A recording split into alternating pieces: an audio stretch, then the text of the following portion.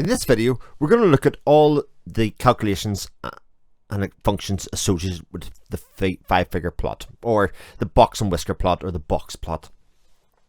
Essentially, this is the min, the lower quartile, the median, the upper quartile, and the max. And some of these we've seen together already. And we're going to look at, the interquartile range, and also at how we identify outliers as well. So starting with the minimum.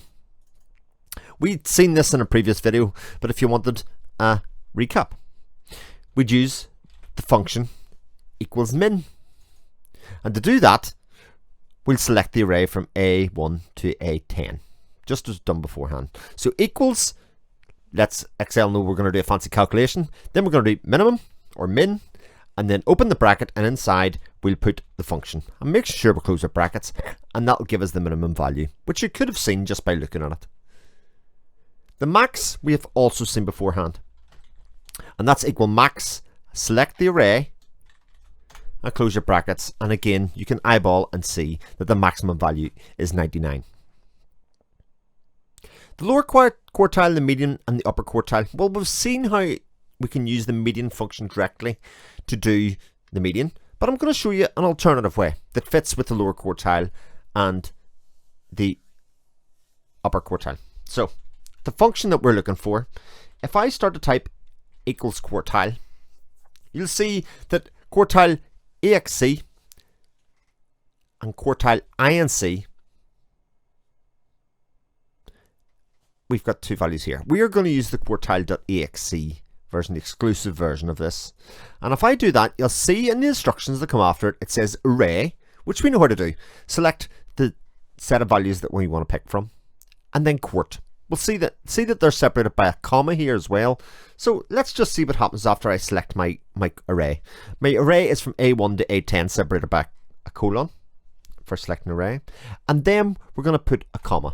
And when we put a comma, we get three options. We get quartile for the first quartile, for 1, the median value for 2 for the 50th percentile, and the upper quartile or the third quartile or the 75th percentile is 3.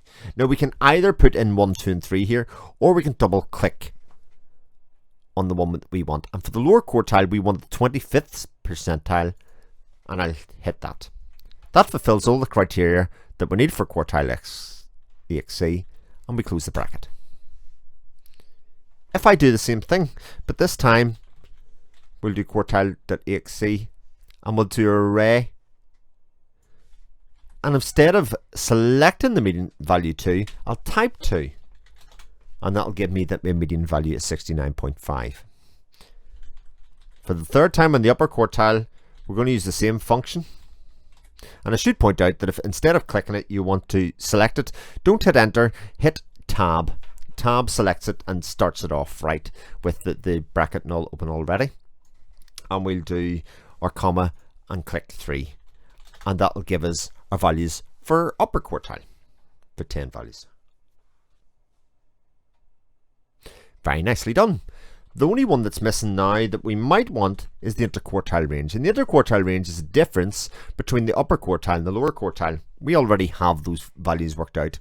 The easiest way to do it is just to do a simple formula, which is this cell E5 upper quartile take away the lower quartile 51, and that'll give me that the interquartile range is 38.25, and you can use this for analysis or otherwise.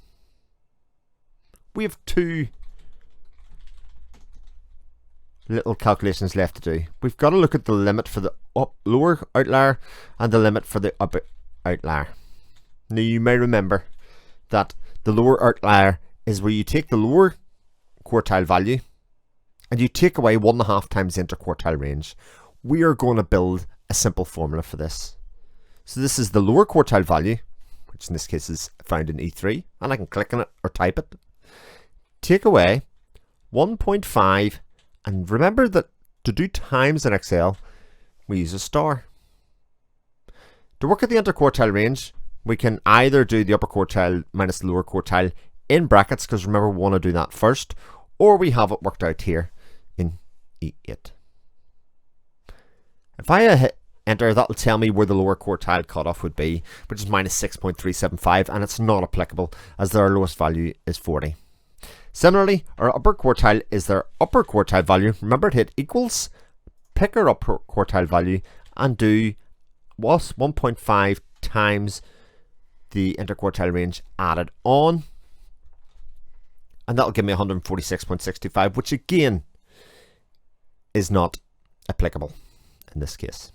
So that's how we do all the calculations for the 5-figure plot and anything associated with it. You'd plot it then afterwards, and then you could comment on skew and any of the other comparisons that we usually make between box plots.